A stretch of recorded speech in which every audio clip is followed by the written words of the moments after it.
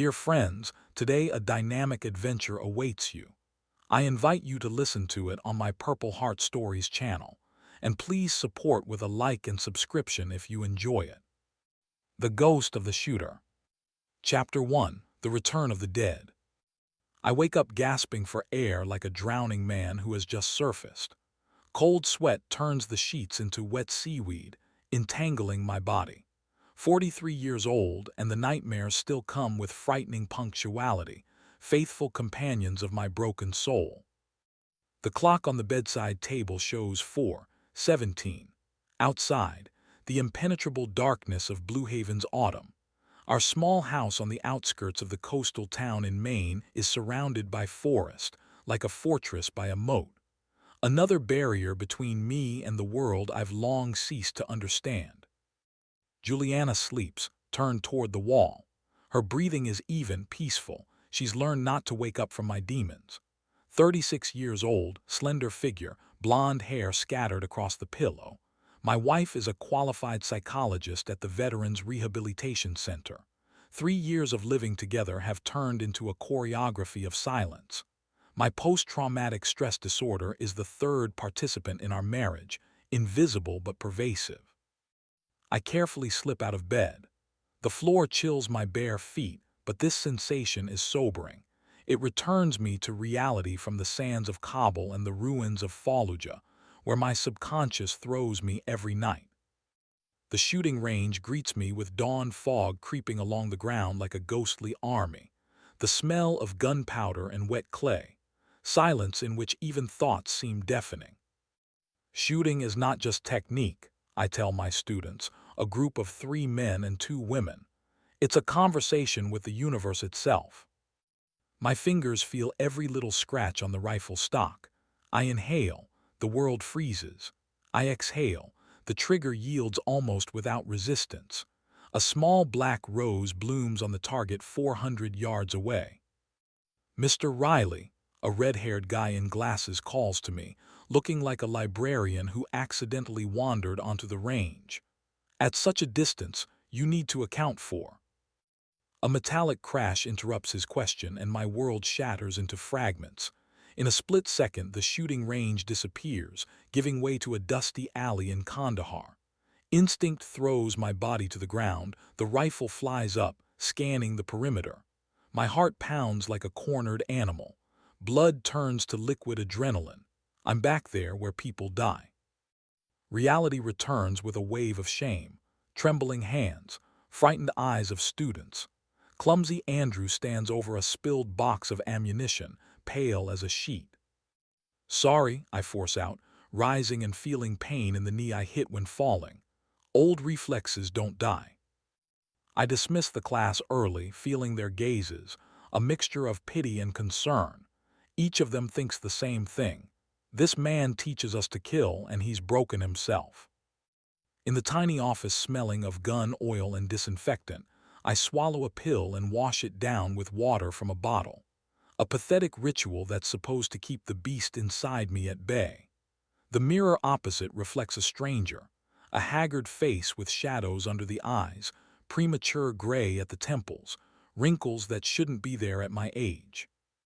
How much longer? I ask my reflection. How many more days will I flinch at sounds? How many more nights will I spend in the company of ghosts of those I couldn't save? Our house, a typical New England cottage with a gray shingled roof and white wooden walls, seems especially foreign and cold today. Old maples in the yard sway in the piercing wind, dropping their last leaves, the color of dried blood. Juliana meets me in the kitchen, in casual jeans and a baggy sweater, her hair pulled back in a messy bun. A smile appears on her face, professional, polished, not reaching her eyes. "How was your day?" she asks, stirring something in a pot. The aroma of spices and stewed meat fills the room. "The usual," I lie, kissing her cool cheek. "Beginners shooting, nothing special." Dinner turns into a torture of silence. Forks scrape against plates like steel claws. We're locked in our measured ritual of 2 ghosts pretending to be people. "We have a new group at the center," Juliana finally breaks the silence. 3 from hot spots, One reminds me a lot of you. My body stiffens, jaw muscles tense to the point of pain. Don't start. The words come out colder than I intended. I just... We're not in a session, Julie. I cut her off, pushing away my unfinished dinner. I'm not your patient. She sighs, lowering her gaze. On her wrist, I notice red marks from her nails, little crescents betraying the anxiety she hides beneath a shell of calm. I thought maybe we could have a party this weekend. Juliana unexpectedly changes the subject. Invite the neighbors, your colleagues. We need to get out of this cocoon more often. I want to refuse. The very thought of hours of forced conversations and pretend smiles gives me a claustrophobic attack. But something in her gaze, desperate hope, the smoldering embers of what was once our connection, makes me nod. Okay, I concede, why not? Later, when Juliana is already asleep, I go out to the terrace with a bottle of whiskey. The November sky over Blue Haven is an endless black ocean with islands of stars. The salty wind from the Atlantic brings the smell of seaweed and an approaching storm. I take a swig straight from the bottle, allowing the fire of alcohol to momentarily silence the eternal cold inside. My phone vibrates.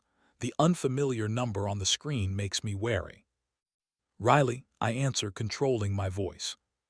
Took a long time to find you, buddy. Time stops.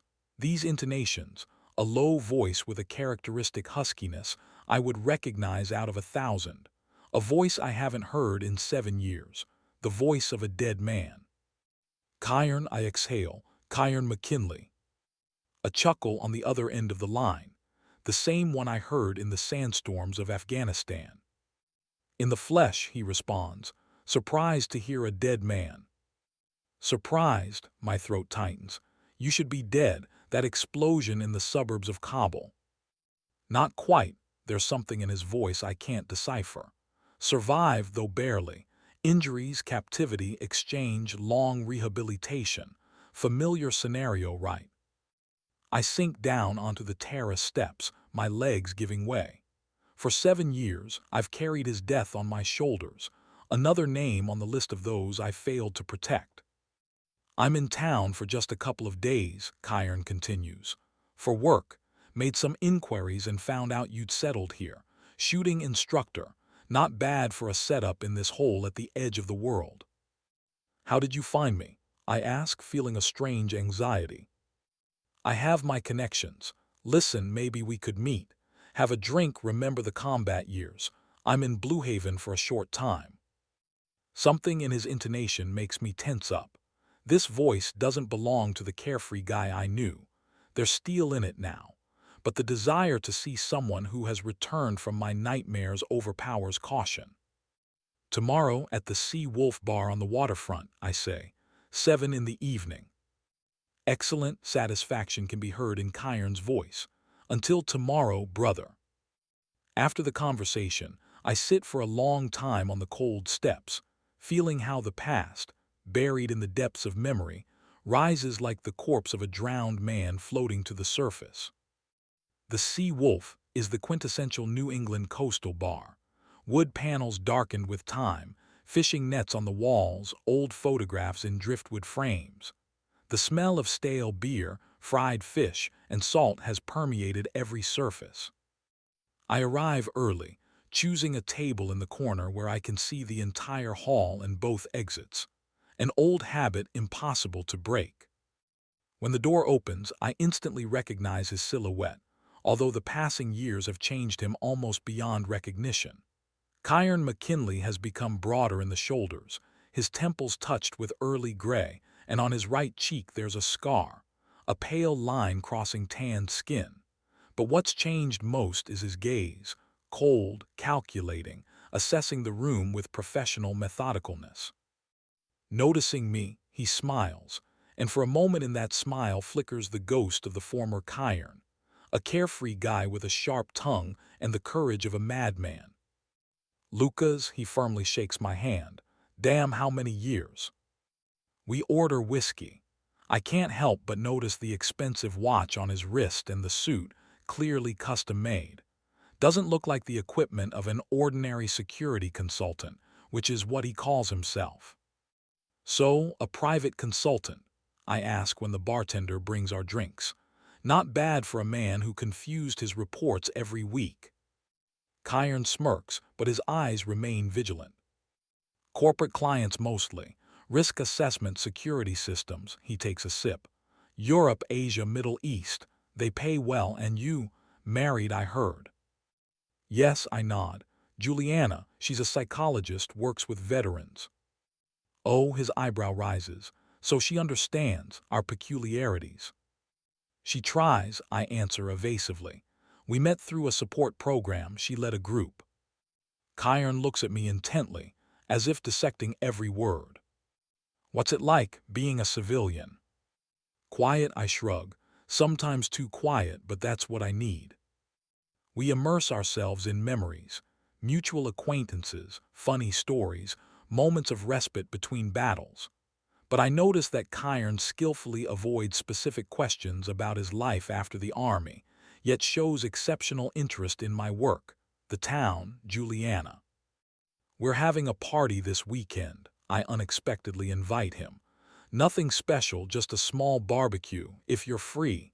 You can meet my wife at the same time. With pleasure, Kyron quickly agrees with a smile. I'll be glad to meet the woman who managed to tame Lucas Riley. Something in his tone makes me wary, but I push away the vague concern. After all, this is Kyron, the man who covered my back in the darkest days of our lives. Saturday blesses Blue Haven with a rare sunny day for November. Our backyard fills with people, neighbors, Juliana's colleagues from the center, a couple of instructors from my work. The grill releases clouds of aromatic smoke, jazz flows from the speakers, bottles clink against glasses. I observe Juliana gliding between guests. She laughs, listens attentively, effortlessly conducts several conversations simultaneously. In this social dance, she's completely different, bright, alive with sparkling eyes. At home, she's always reserved, as if an actress who forgot to remove her makeup after a performance. Kyron arrives with a bottle of rare whiskey and a bouquet for Juliana. He's wearing light-colored pants and a blue shirt with rolled-up sleeves, revealing strong forearms covered with a web of fine scars. The watch on his wrist costs as much as a half-year salary for a shooting instructor.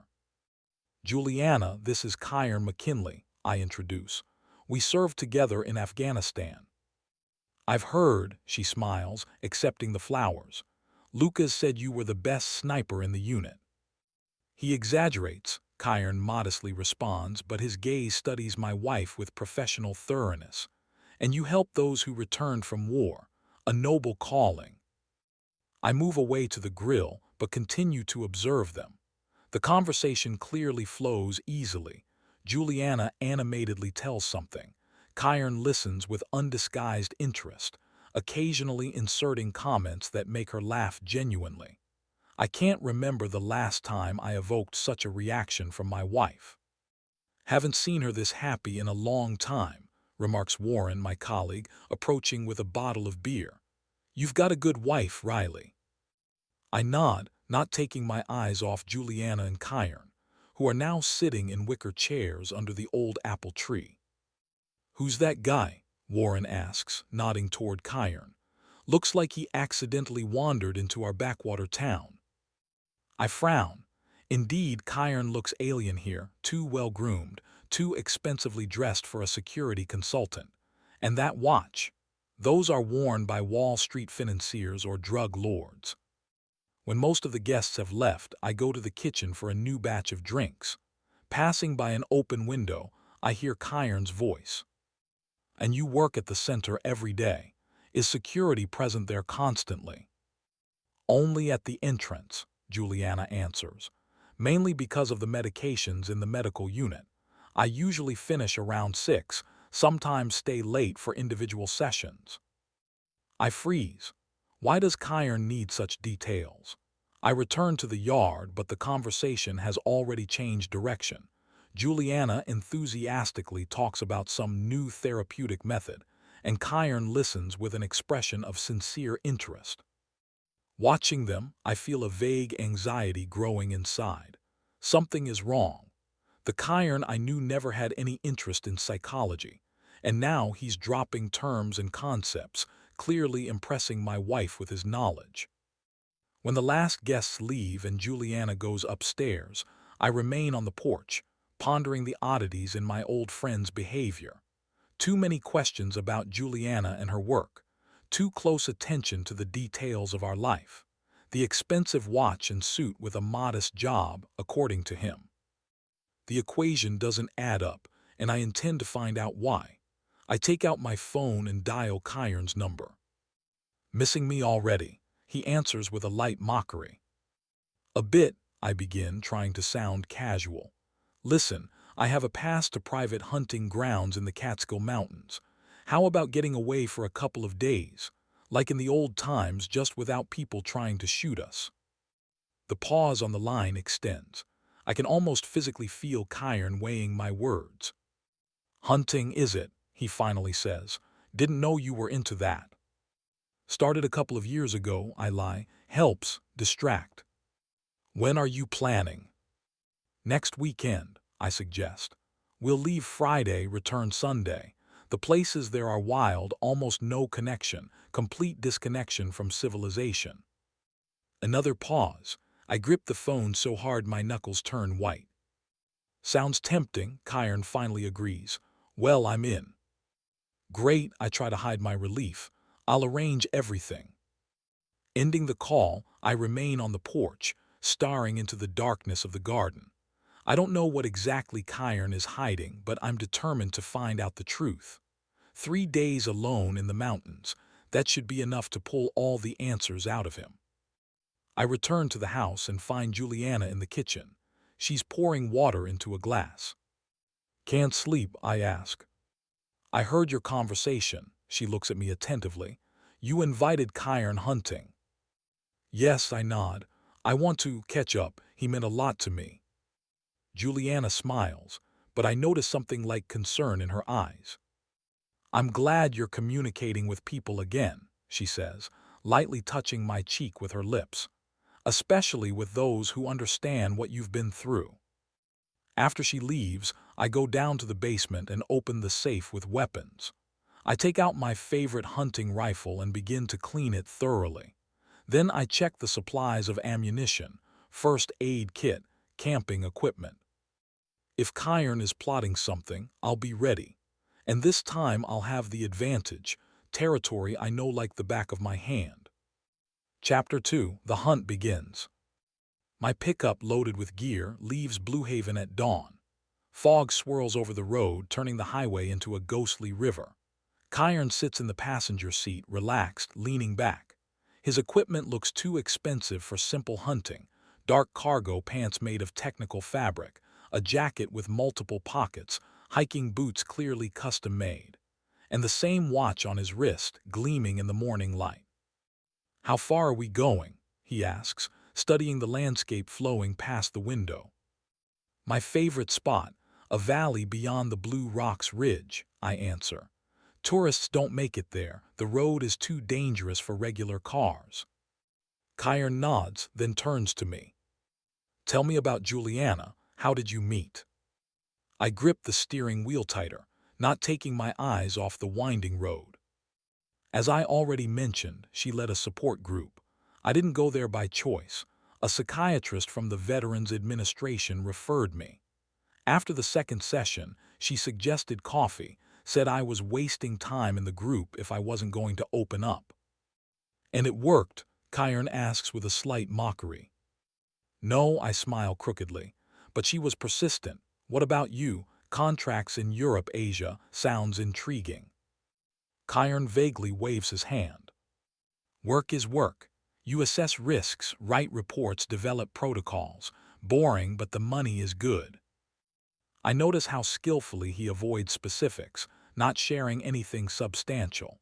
As we move deeper into the mountains, the road becomes increasingly bumpy and the landscape more severe. Tall pines give way to sparse trees, revealing rocky slopes. The sky darkens. A storm approaches. We leave the car at an abandoned forest ranger's cabin and continue on foot. I watch Kiron carefully. Despite his urban polish, he moves through rugged terrain with the grace of a predator, easily finding hidden trails and balancing on slippery rocks. His movements are economical and precise, not how regular security consultants walk. I grip the strap of my backpack tighter, feeling the muscles in my back tense. By sunset, we set up camp on a small clearing by a mountain lake. I light a fire, and Kiron sets up the tents with professional skill. The autumn air rapidly cools. A cold fog drifts from the water. "Forgot what it's like being away from civilization," says Kiron, sitting by the fire. He pulls a flat flask from his inner pocket. "To our meeting." I accept the flask, take a sip. The whiskey burns my throat, expensive, aged, with notes of smoke and honey. "To our meeting," I nod, returning the flask. The flames paint bizarre shadows on Kiron's face, making the scar on his cheek deeper and causing his eyes to gleam warily and predatorily. "Has Juliana been working at the rehabilitation center long?" Kiron casually inquires. "About 3 years," I answer, turning a homemade spit with fish over the fire. "Why?" "Just curious. She gives the impression of someone who truly understands trauma. Where is she from?" I frown. "The East Coast. Boston, I think. I don't like digging into the past, neither mine nor others." Kiron raises his hands in a reconciliatory gesture. "Sorry, professional habit, evaluating people." At night, I wake up to a barely perceptible rustle. Cautiously looking out of the tent, I see Kiron standing on the shore of the lake, talking on a satellite phone he hadn't shown before. Moonlight turns the calm surface of the water into polished silver and gives Kiron's figure ghostly outlines. I silently approach, stepping so that not a single branch betrays my presence. The wind blows from Kiron, delivering fragments of phrases. "Everything is going according to plan. I'll be on site by Sunday. The subject will be alone. Yes, I'm sure. No, he doesn't suspect anything." I freeze, barely breathing. Kiron is speaking in Russian, but with a strong American accent. Then there's a pause, and he switches to English. "Don't worry, it will be clean. After this, I'll disappear." I carefully return to the tent the same way, lie down, but sleep doesn't come. The phrases I heard keep spinning in my head. Subject, clean, disappear. One thing I know for certain, Kiron has been lying from the start, and I intend to find out the truth, whatever it costs. Morning greets us with clear skies and coolness. The lake, surrounded by autumn trees, sparkles in the rays of the rising sun like molten gold. Kiron, fresh and alert, is already lighting a fire for breakfast when I emerge from the tent. "Sleep well," he smiles, handing me a tin mug with steaming coffee. "Like the dead," I lie, accepting the mug. "What are the plans for today?" "You're the boss here, lead, I'll follow." After a light breakfast, we set off to hunt. I lead us along a narrow path winding between rocks, more like a goat trail than a human one. Kiron follows me, holding the rifle with the casual confidence of a professional. By noon, we notice fresh deer tracks. Kiron kneels down, studying the prints. "Male large passed less than an hour ago," he whispers, pointing to the flattened grass. "Went to the stream to the north." I nod, impressed by the accuracy of his observations. We move along the trail, maintaining silence.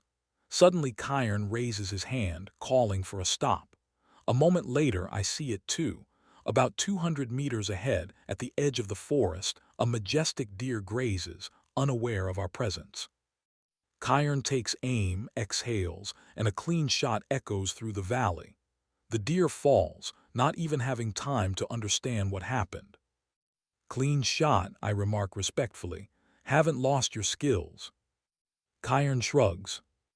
"Like riding a bicycle. Once you learn, you never forget."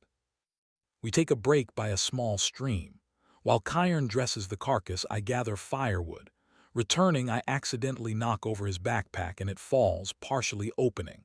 Among the things, I notice a photograph. of Juliana. The picture was taken covertly. She's leaving the rehabilitation center building unaware she's being watched. On the back there are notes, work schedule, routes, contacts.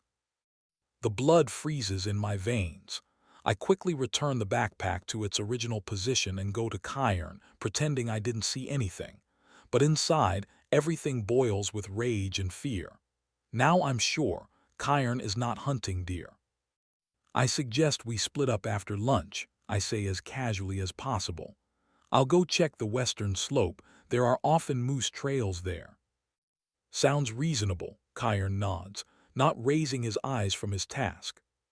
When Kyron leaves for hunting, I return to the camp. Making sure I'm alone, I thoroughly search his belongings. Behind the lining of the backpack, I find a second phone, not satellite but encrypted with messages in Russian. I can't read the text, but I see photographs of Juliana from different angles, a diagram of our house, data about her movements. The terrible truth becomes obvious. Kyron is a professional killer, and Juliana is his target. And I, like a complete idiot, brought the wolf right to my door. I spend the rest of the day thinking through a plan of action. I can't let Kyron return to Blue Haven, but I also understand that in a direct confrontation, the odds aren't in my favor. He's younger, faster, and probably better prepared. A different strategy is needed. Remembering the terrain, I decide to use the landscape. On the eastern slope, there's a dangerous trail that runs along the edge of a cliff. There, above a steep ledge, grows an old pine with a half-rotten trunk. To the uninitiated, the tree looks solid, but I, having hunted here often, know its weak spots. Returning to camp before Kyron, I prepare dinner and pour whiskey into mugs. When he appears, tired and empty-handed, I greet him with feigned joy. "No luck?" I ask, extending a mug. "Not a trace," Kyron drinks greedily. "And you?" "Saw a couple of does, but too small," I answer, tossing wood into the fire. "Listen, I remembered an excellent spot for an ambush. Not far from here, there's a trail where deer descend to drink. We can check it tomorrow morning before dawn." "Sounds tempting," Kyron nods. At dawn, we head to the eastern slope. The path winds between boulders, climbing higher and higher. I go in front, occasionally stopping and pointing out animal tracks. As we approach the cliff, I subtly push a small stone. It rolls down, dragging small fragments with it. "Careful," I warn. "The ground is unstable here. Stay closer to the trees." We approach the pine I had marked. The path narrows, the cliff is literally a step away. "Right here," I point to the opposite slope. "They come down from there to the water. If you stand by this tree, you'll get an excellent view." Kyron takes a step toward the pine, leaning on it. At the chosen moment, I push the trunk hard. There's a crack. The tree slowly begins to lean toward the cliff, taking Kyron with it. At the last moment, he jumps away, but the ground beneath him crumbles. Kyron falls, rolls down the slope, desperately grabbing at bushes. The pine crashes into the abyss with a roar. Kyron manages to catch onto a ledge and now hangs over the void, looking at me in horror. Our gazes meet, and I see that Kyron has understood everything. Something like respect flickers in his eyes. "Damn, help me," he shouts. I step forward, extending my hand, but at the last moment I stop. What if it's a trap? What if Kyron pulls me down with him? While I hesitate, Kyron has managed to pull himself up and scramble onto a ledge below. His face is cut. Blood flows from the wound on his cheek. He breathes heavily but is alive and relatively unharmed. "All right, I'll climb down myself," he says hoarsely, not taking his eyes off me. "See you at camp." The sun is already setting, coloring the rocks a coppery red when I return to camp. Kyron sits by the extinguished fire, pressing a makeshift compress of a whiskey-soaked t-shirt to his cut cheek. His eyes, cold and wary, track my every movement. "Bad day for hunting," he says with a crooked smile. "First the deer, now this. Dangerous terrain." I silently take the first aid kit from my backpack and throw it to him. "Need to clean the wound. Otherwise, it'll get infected. Caring about my health, Chiron smirks, but accepts the kit, after nearly sending me to meet my ancestors. Heavy silence hangs over us. The silence is broken only by the rustle of leaves and the distant cry of a hawk. You imagined it, I answer, though we both know the truth. But I do have questions for you. For example, why do you have photographs of my wife in your backpack? Chiron looks at me carefully. I think you know less about her than you think. Then enlighten me. All in good time, he answers evasively, closing the first aid kit. For now, I'll just say one thing. I didn't come to Blue Haven entirely by chance. I have a job to do, and believe me, I'll finish it. Nothing personal.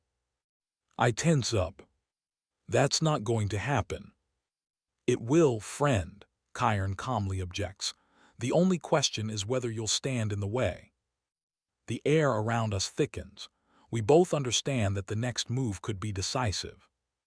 Chiron sighs. I hoped you would understand. I tried, he breaks off. Never mind. Good night, Lucas. Today was a tough day. Let's get a good night's sleep and return to town tomorrow morning with clear heads. The hunt is over, here at least. But I don't intend to sleep. I decide to stay awake all night, keeping the rifle ready. However, the exhausting day takes its toll. I wake up to the damp cold of pre-dawn twilight and discover with horror that Chiron's tent is empty and his backpack and weapons have disappeared. On the ground near the fire, words are scratched out. Our past didn't allow me to act dishonorably while you slept. It's against my principles, but now the hunt has begun. You'll learn the truth if you survive. I instantly understand Chiron hasn't gone far. This is a challenge, a test, a game. Wasting no time, I gather the minimum necessary items: first aid kit, knife, compass, water supply. I reload the rifle and sling it over my shoulder. The terrain gives me an advantage. I know every trail, every stream, every rock in these mountains. Chiron, for all his skills, is a stranger here. First, I climb to the nearest elevation, which offers a view of the valley. With a trained eye, I scan the territory, looking for signs of human presence: flattened grass, broken branches, disturbed birds. Nothing. He's good, I think with involuntary respect. Choosing a direction, I move not along the trail but directly through the forest, trying not to leave tracks. I use all the skills acquired over years of service, moving against the wind so that my scent doesn't betray me, avoiding open spaces, frequently changing direction. Around noon, I hear the click of a cocking hammer. Instincts work faster than thoughts. I dive behind the nearest boulder. A shot rings out, the bullet chipping bark from the pine trunk behind my back. I'm not going to kill you, Lucas, Chiron shouts from somewhere above, just showing that I could. I quickly assess the situation. Chiron has taken an ideal sniper position on a rock to the left. The sun shines behind his back, making it difficult for me to aim. Why this game? I shout back, frantically calculating options.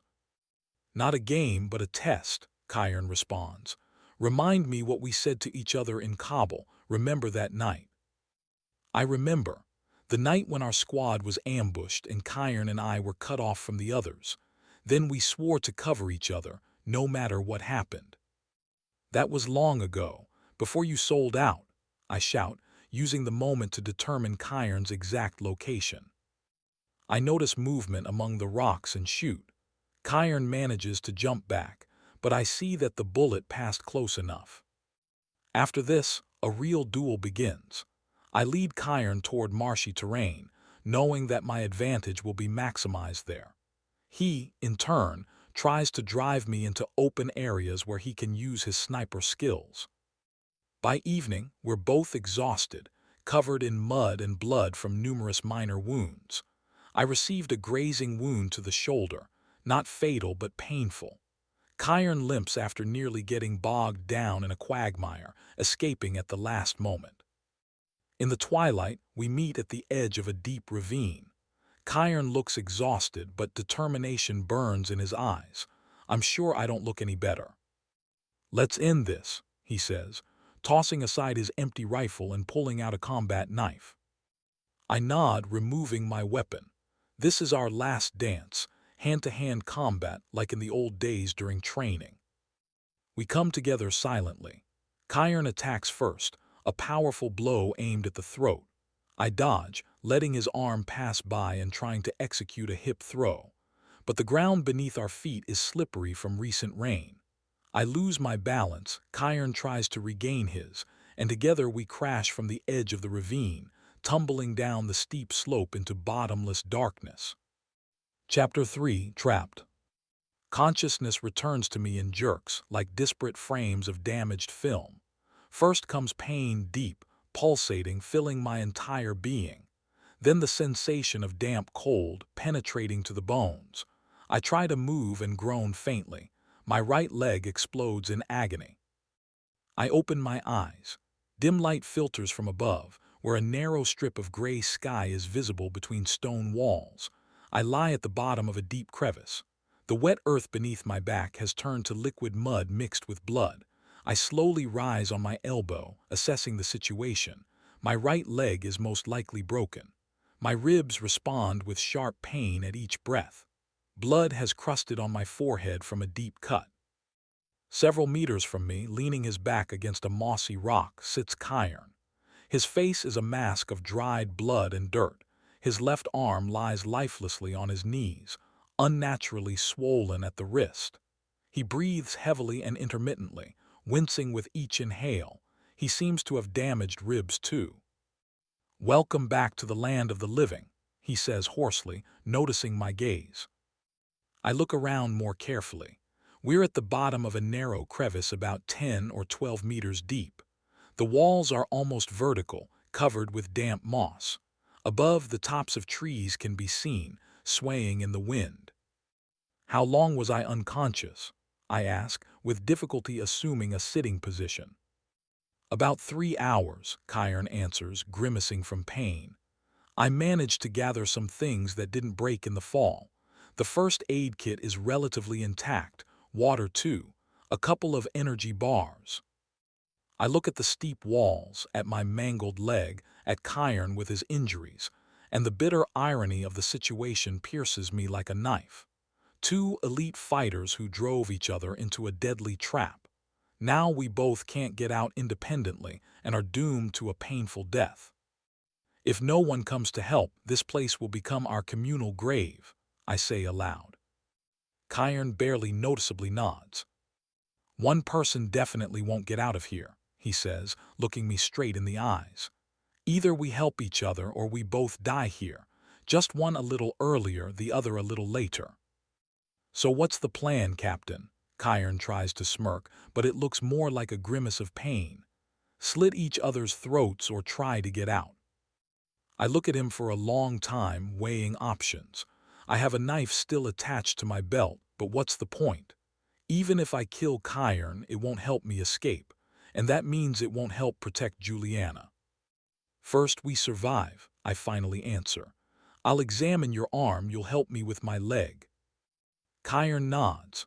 A fragile truce is established between us, not trust but recognition of a common goal. I slowly move toward him, ignoring the pulsating pain in my leg. After examining my former friend's arm, I'm relieved to discover it's not an open fracture. A dislocation, but clean, needs to be set and immobilized. Kyron clenches his teeth. "Do what you must." We fashion an improvised splint from a piece of broken branch and a belt. Then Kyron, overcoming the pain in his ribs, examines my leg. "No fracture, but a serious dislocation," he concludes. "The joint needs to be reset." "Go ahead." Resetting the joint is a test even for someone as accustomed to pain as I am. I bite on a leather belt to keep from screaming when Kyron, with a sharp movement, returns my ankle to its proper position. Sweat pours down my face in streams, but I don't make a sound. We make a splint from part of a broken rifle stock and the remains of a backpack. By evening, the temperature begins to drop rapidly. We sit side by side, our backs against the crevice wall, bundled in the remnants of clothing. A light drizzle begins to fall from the darkened sky, turning the rocks around us into a black mirror. "Water will last for 2 days if we conserve," says Cairn, distributing the meager supplies. "Food for a day on the strictest ration." I silently accept the energy bar he extends, break it in half, and return part to Cairn. "This is for tomorrow." The cold becomes increasingly penetrating. We reluctantly move closer to each other, sharing the remains of warmth. It's strange, I think, that the man I tried to kill just yesterday is now my only hope for salvation, and vice versa. "You know," Cairn says after a long silence, "if we don't get out of here, no one will know what happened. Not to us, not to her." "And what's supposed to happen to her?" I ask quietly, and in the air hangs the weight of unspoken threats. Cairn looks at the twilight sky above our heads for a long time. "I think it's time for the truth. Nothing left to lose." "Your wife is not who she claims to be," he begins, overcoming pain. "Her real name is Samantha Fisher." I tense up but remain silent, allowing him to continue. 3 years ago, she worked as a financial auditor at Atlantic Investments in Boston, a large firm serving clients from around the world, including Eastern Europe. During a standard audit, she discovered a complex money laundering scheme, billions of dollars passing through fictitious companies. The trail led to the Volkov brothers, leaders of the Russian Mafia, one of the most brutal criminal organizations in America. Cairn coughs, spits out a cloud of dark blood, and continues. "She did what a law-abiding citizen should, went to the FBI, gave testimony, provided documents. Her evidence helped arrest several high-ranking members of the syndicate and freeze accounts worth hundreds of millions of dollars." I remember how little Juliana told about her past, how she avoided being photographed, how she flinched at sudden sounds, how carefully she drew the curtains at night. "After the trial, she was included in the witness protection program," Cairn continues. "New name, new biography, new profession. They needed to find the perfect refuge, a quiet town where no one would look for a former financial analyst from Boston. And the perfect cover," I smile bitterly, beginning to understand. "A veteran with PTSD, living like a hermit." Cairn nods. "She didn't choose you by accident. Your military history, your isolation, your rejection of social connections, all this made you an ideal shield, who would look for the main witness against the Russian Mafia in the house of a former Special Forces soldier." I feel everything turning inside me. 3 years of marriage built on lies. Every conversation, every glance, every touch, was it all part of her cover? "The Volkov brothers never forgive betrayal," Cairn continues. "They spent millions on the search, and eventually found her through a hacked witness protection program database. I was hired to eliminate the problem." "How long," I ask hoarsely, "how long have you known who she is?" 3 weeks, Cairn answers honestly. "I tracked her movements, studied your house, waited for the right moment, and then I found out she was married to you." Silence, broken only by our labored breathing and the distant hooting of an owl, envelops the crevice. I stare into the darkness, digesting what I've heard. Suddenly, much makes sense. Her caution with strangers, regular calls to parents I've never seen, constant tension. "You know what's the worst?" I finally say. "I always felt she was hiding something. I thought it was me, that she was disappointed in our marriage, in my inability to be normal." Cairn is silent, allowing me to speak. "We lived like two ghosts in one house," I continue, looking at the stars that have appeared in the strip of sky above us. "I was hiding from my demons, she from hers. The perfect couple, damn it." "She tried to help you," Cairn quietly notes. "I saw how she looks at you. It wasn't completely fake." I laugh bitterly. "I thought she chose me because of professional interest in traumatized veterans, because of some compassion. But it was cold calculation, wasn't it? I just happened to be a convenient option." At first, probably yes, Kyron agrees. But then, I remember the day she moved in, I interrupt him, immersing myself in memories. 2 suitcases, her entire life. No photo albums, no souvenirs, nothing personal. I thought she was just a minimalist. I run my hand over my face, wiping away moisture, either rain or tears. But there were moments, real moments. There had to be, I turned to Kyron. On our first wedding anniversary, I had a severe episode. I smashed the mirror in the bathroom, cut up my hands, screamed about people who have long been dead. I was completely out of my mind. She could have left, anyone would have, but she stayed. Sat beside me all night, held my hand so I wouldn't harm myself. That couldn't have been part of the cover. No one required that of her. Kyron thoughtfully nods. Sometimes people find truth in false circumstances. You know what's strangest? I continue after a pause. Despite all this deception, all these years of pretense, I still want to protect her, even now, especially now. The night cold becomes increasingly cruel. The rain intensifies, drops break from the upper edge of the crevice and shatter on the rocks around us. Kyron, wincing, pulls the collar of his jacket higher. Remember that night near Helmand? He suddenly asks. In 2012. I instantly tense. Of course I remember. A mission that went to hell. Reconnaissance that turned into a trap. Kyron and I were cut off from the main group, driven into a half-destroyed building on the outskirts of an abandoned village. Ammunition running low, 2 against 2 dozen heavily armed militants. 26 hours, I slowly say. We held out for 26 hours until help arrived. You were wounded, Kyron nods. A mine fragment tore up your thigh. I carried you on my back for the last 2 kilometers. And you took a bullet in the shoulder, I recall, and still didn't leave me. We fall silent, immersed in memories of what it meant to be brothers in arms, of the oath every soldier gives to his comrade, even without speaking it aloud. I always wondered how we survived that night, Kyron says quietly. We were in a hopeless situation. No communication, no reinforcements, wounded against superior enemy forces. By all calculations, we should have died. We survived because we covered each other, I answer simply. Because we trusted each other. Kyron looks at me for a long time, then shifts his gaze to the crevice walls looming over us. In a way, it's all happening again, he notes. Only now I was supposed to be your enemy. Was supposed to be, I echo. Funny how life returns us to the same situations. Trapped again, wounded again, no communication again. The wind strengthens, bringing icy spray. I shudder, remembering another moment from that night in Afghanistan. Remember what you said to me when I thought we wouldn't make it till dawn. You said, if I had to choose who to die with, better with a brother. Kyron nods, smiling weakly. And you answered, I prefer to survive with a brother. I believed you then, believed we would make it, and we did. The first pale rays of sun barely penetrate the narrow crack above us when I come to after restless oblivion. The cold chills to the bone.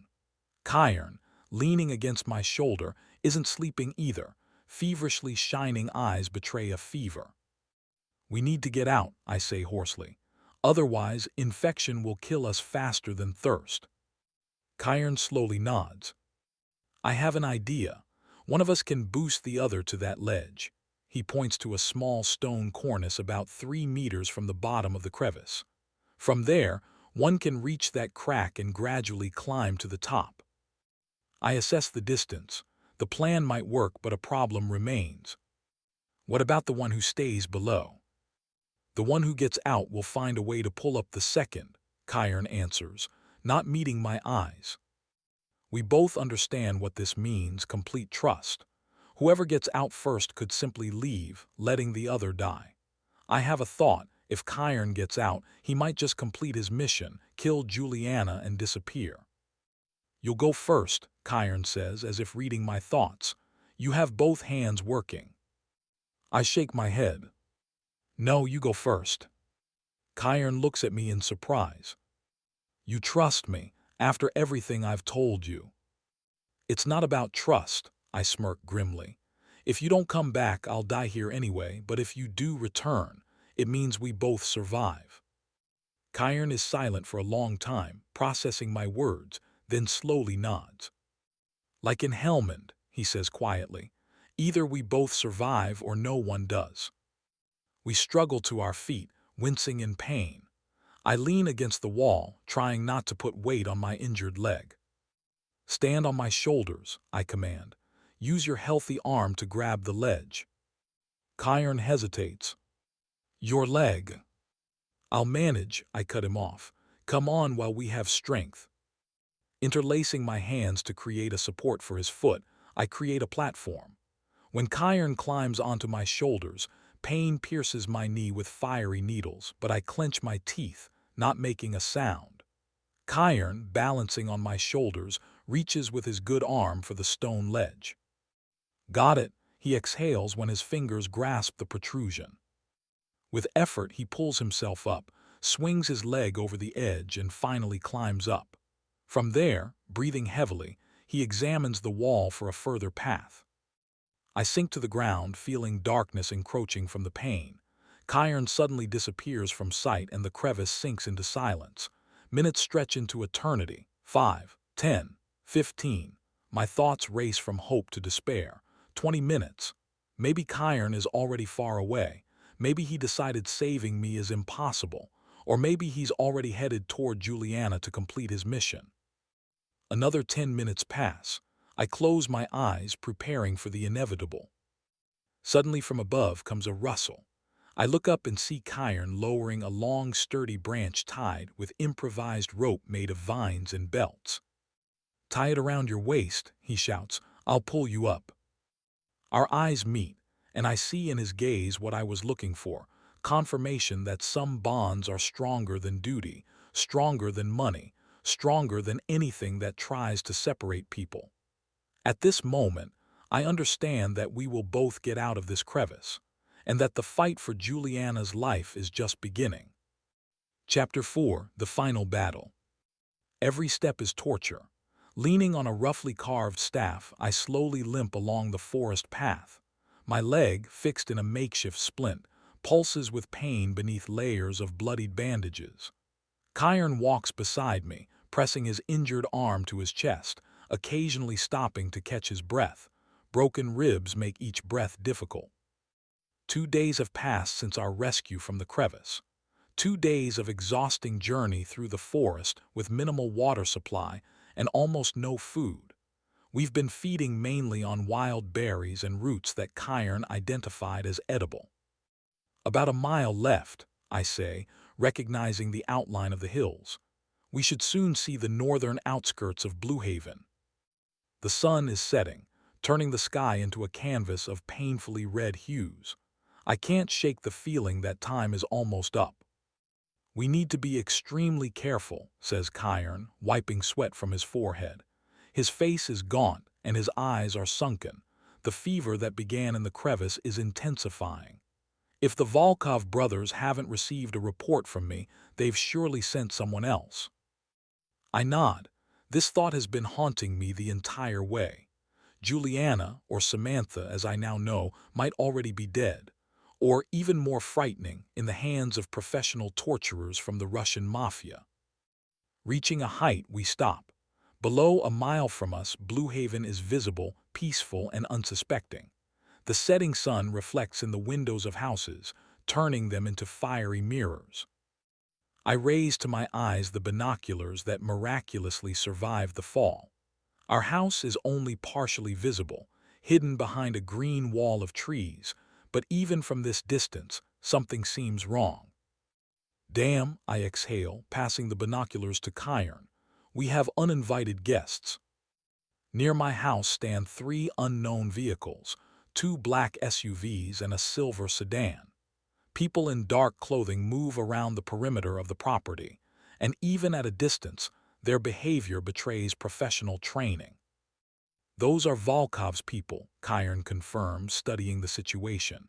I recognize the style, at least 6 or 7 men all armed. Judging by the position of the cars, they've been here for several hours. He lowers the binoculars and turns to me. If Juliana were dead, they would have left already, so she's still alive. I clench my fists, feeling adrenaline beginning to displace fatigue and pain. She's inside and they're waiting for her, possibly interrogating her. Or using her as bait, Kyron nods grimly. They know I've disappeared and that you'll return for her. Dusk envelops Blue Haven in a gray veil when Kyron and I reach an old barn located half a mile from my house. A small wooden structure, almost invisible among the trees, has served as my secret refuge for many years. Your personal bunker, Kyron smirks when I retrieve a key from under an overturned pot. A place I go when I can't be at home, I answer, unlocking the massive lock, when the demons become too loud. Inside it's cramped but functional. Shelves with canned goods, water supply, medications, a kerosene lamp. In the corner, a narrow cot and next to it, a locked metal box.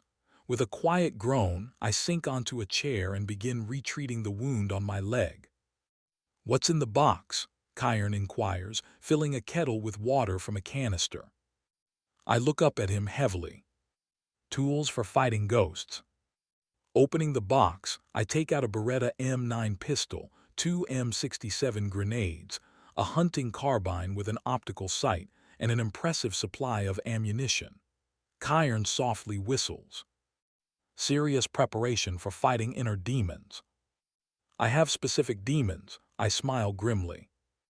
In the light of the kerosene lamp, we bend over a roughly drawn diagram of the house and surroundings. Overcoming pain, I explain the features of the terrain. On the north side, the forest comes almost right up to the house. From there, there's an inconspicuous path that leads to the basement window. My finger slides across the map. Here, 2 miles to the east, runs an old forest road. It's winding but leads to Highway 27. If they want to take Juliana out for more detailed interrogation, they'll likely go this way. Why not the main road? Asks Kyron, studying the diagram. Because a mile from the turn, there's a highway patrol post, I explain, and these people will prefer to avoid unnecessary attention. Kyron thoughtfully nods, calculating options. How many access points to the house? Front door, back terrace, garage, gates, plus the basement window, I list, and a hatch on the roof from the attic installed after one of my episodes. We talk for a long time, developing a plan. I describe in detail the weak points of my house, the habits of neighbors, possible retreat routes. Kyron offers several tactical solutions based on his experience as a professional liquidator. We need a diversion, he concludes. Something serious enough to distract part of their people. Then I'll infiltrate the house through the basement window while you take a position on the hill with the rifle. I shake my head. I'm going with you. It's my house and my wife. With your leg, you'll be a burden inside, Kyron firmly objects. But from a height, you can provide fire cover. You're still the best sniper I know, Lucas. After lengthy arguments, we come to a compromise. I'll take a position with the rifle, providing cover, and when the situation becomes clear, I'll join Kyron inside the house. There's something else, I say, pulling out a box of electronic components from under the bed. Homemade motion sensors, remote detonators, several improvised flashbang devices. I look up at the surprised Kyron. Insomnia gives a lot of time for experiments. The pre-dawn hours, a time when guard vigilance dulls. We both know this, so we move toward the house well before dawn. The night air is saturated with moisture and cold, rare stars break through tattered clouds. Moving along the forest edge, we circle the house in a wide arc, avoiding open spaces. From a hill located 160 yards from the house, there's a perfect view. Camouflaged among the bushes, I direct the night sight at my house. The situation becomes clear. 2 men on the perimeter, one at the front entrance, the second patrolling the backyard. Dark silhouettes periodically flicker behind windows, at least 3 more inside. The cars are still in place, I whisper into the radio. I see movement in the living room and a shadow in the kitchen window. Kyron, who has taken a position lower down the slope, carefully studies the guards' behavior. They're professionals, but they've relaxed. They rotate every 40 minutes, but the last shift was 7 minutes late. They're becoming careless. I adjust the scope, feeling how combat skills return like a well-learned dance. I see Juliana, I suddenly report. Second floor bedroom. Through powerful optics, I distinguish my wife sitting by the window. Her hands are tied behind her back. There's a bruise on her cheekbone, but overall she looks relatively unharmed. Standing next to her is a sturdy man with automatic weapons, most likely an AK-47 or its modification. They're using her as bait, Kyron confirms, and waiting for reinforcements. See how that guy constantly checks his watch. We have very little time. According to the plan, we need to eliminate the external security as silently as possible, place explosive devices on the cars for distraction, and infiltrate the house. Kyron slowly descends the slope, using trees as natural cover. I tensely watch through the scope, ready to provide fire support. The first guard doesn't even understand what happened. Kyron emerges from the shadows like a ghost, and with one lightning movement sends him into a deep knockout. Then, dragging the unconscious body into the bushes, he moves to the second. Observing my former comrade's actions, I can't help but admire his mastery. Despite his injured arm and damaged ribs, Kyron moves with the grace of a wild cat. The second guard is neutralized just as silently. Using the radio for a signal, I report that the path is clear. Now it's time to place charges on the vehicles. I observe as Kyron, with quick, precise movements, places homemade explosive devices under each car. The detonators are set for remote control. When the time comes, they'll create the necessary diversion. The pale gray reflections of dawn barely touch the horizon when the situation suddenly changes. I, not taking my eyes off the house, notice new movement inside. Something's happening, I whisper into the radio. They're going somewhere. Through the optical sight, I see people in black leading Juliana out of the bedroom. She walks with her head held high, despite her bound hands. Even from this distance, I notice that new abrasions have appeared on her face. Rage boils up in me, but years of training don't allow emotions to take over. 4 armed plus Juliana, I report. Heading to the back door. Looks like they're planning to move her to another location. Perfect, Kyron responds. This is exactly what we were waiting for. In the car, they'll be easier to take than in the house. The plan is simple and effective. We'll let the convoy drive about a mile along the forest road, where I've already installed improvised spikes made from sharpened rebar. Then we'll blow the charges on the cars remaining at the house to prevent reinforcements from arriving, and attack the convoy from 2 positions. They're bringing her out, I say tensely, watching as Juliana is seated in the back of a black SUV. 2 sit in front, 2 more settle on either side of her. They're moving out. The silver sedan remained, 2 people in it. Get ready, Kyron commands, taking a position in thick brush near the forest road. As soon as the SUV passes you, come down to the spare car. I'll go parallel through the forest. I carefully move to a new position, ignoring the pulsating pain in my leg. The old pickup we prepared at night is hidden in thickets about half a mile from the house. Watching the receding SUV, I wait until it disappears around the bend and start the detonator timer. 30 seconds later, the morning silence is torn by a deafening explosion. The cars at Michael's house turn into fireballs, and at the same moment, the SUV with Juliana runs over spikes hidden in the mud. The tires burst with a screech. The car swerves and stops in the middle of the narrow forest road. Now, I shout into the radio, taking a position behind the thick trunk of an oak. The mercenaries react instantly. 2 jump out of the car, using it as cover. 2 remain inside with Juliana. A short but intense firefight breaks out. Using my advantage in range, I methodically take out the opponents, one precise shot to the shoulder, another to the leg. Not fatal, but enough to neutralize the threat. Kyron, moving with astonishing speed, approaches the car from the side, through dense undergrowth.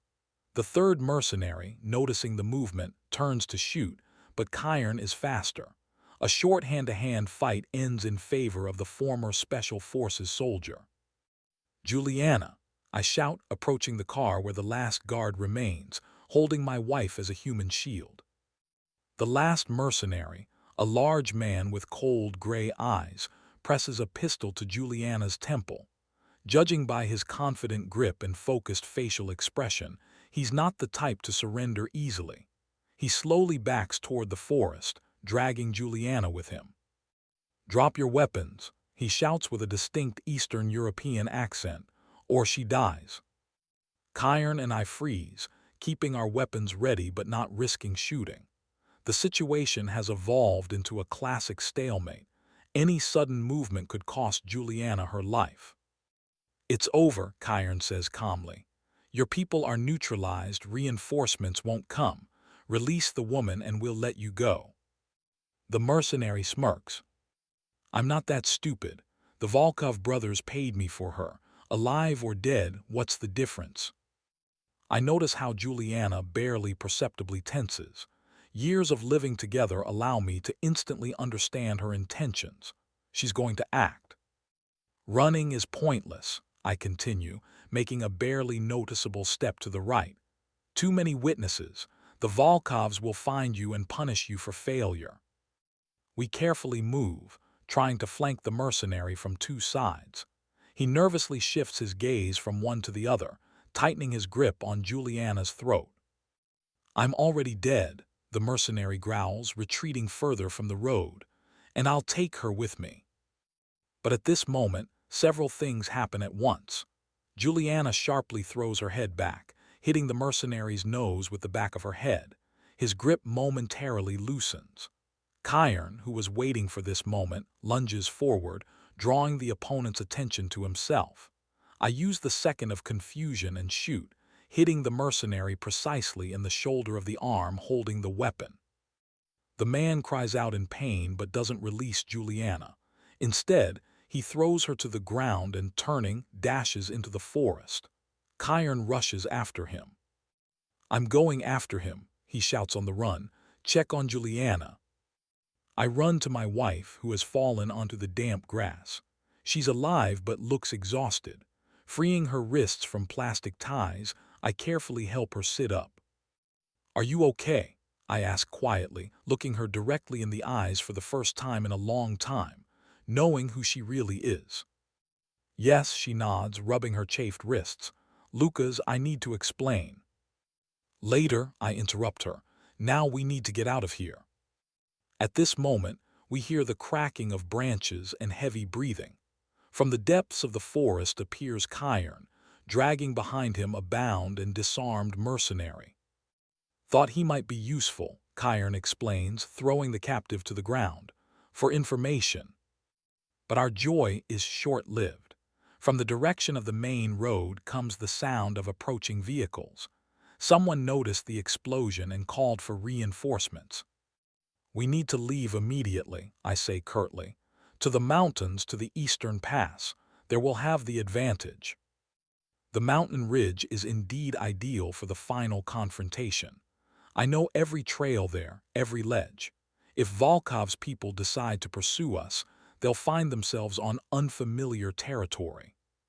We quickly transfer the wounded mercenaries to a sheltered hollow, binding them more securely and leaving water. We're not killers, at least not cold-blooded ones. 3 weeks have passed since the day we fought for Juliana's life.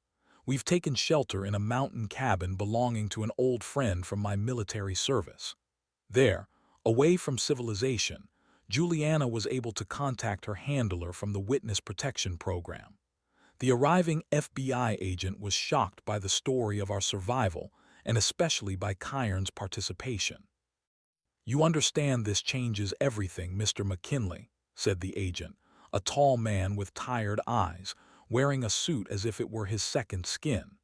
You can testify against the Volkov brothers. With your knowledge of their operations, we can strike a serious blow to the entire organization. Kyan thoughtfully looks out the window, where majestic mountain peaks are visible, shrouded in fog. I know too many people who tried to testify against them, he says. They're all dead, but... He turns to Juliana and me, sitting side by side on a worn couch. Over these weeks, we've discussed many things. Juliana told the whole truth about her past, about the fear she's lived with all these years. I talked about my nightmares, about the sense of betrayal, but also about how, despite everything, my love for her was real. But I'll help, Kyan finishes. On one condition, new documents for me too. The agent nods. That can be arranged. We'll prepare documents for all three. In a week, you can start a new life. In the evening, when the agent leaves, we sit on the porch of the mountain cabin, watching the sunset coloring the sky in shades of blood and gold. Three survivors, now bound by unbreakable ties of trials and trust. Where will you go? I ask Kyan. New Zealand, he answers with a slight smile. Always wanted to try myself as a wilderness survival instructor. I think I'd be pretty good at it. We laugh for the first time in a long time, genuinely and carelessly. A week later, in an inconspicuous FBI office in Portland, we receive new documents. Juliana, now Ashley Wester, holds a passport with a new name, a new biography, a new future. I, having become Daniel Wester, place my hand on her shoulder. Ready to start over, this time without lies. She looks at me with gratitude and hope. Ready, especially if it means I no longer have to live in fear, and if you'll be with me. I will, I answer simply. Kyan, having received documents in the name of Trevor Green, embraces us both tightly before heading to the airport. Take care of her, he whispers to me, and yourself too. Always, I answer, thank you for everything. Words are unnecessary. We understand each other without them. A month later, Juliana, now Ashley, and I stand on the porch of a small house on the Oregon coast, breathing in the salty sea air. Our new refuge, our new beginning. I look at the sunset turning the ocean into molten gold and think about the curious irony of life, about how thin the line is between truth and lies, between friends and enemies, between past and future. Ashley approaches and takes my hand. What are you thinking about? She asks quietly. About how sometimes you need to lose everything to find yourself, I answer, squeezing her fingers tighter. In my pocket, my phone vibrates, an encrypted message from Kyan from Auckland. Just 2 words, all clear. And for the first time in many years, I feel the nightmares retreating and the demons quieting. Ahead, the uncertainty of a new life, but we'll face it together. The end. If you enjoyed this story, please support the author with a like, subscribe to the channel, and share your emotions in the comments. Thank you.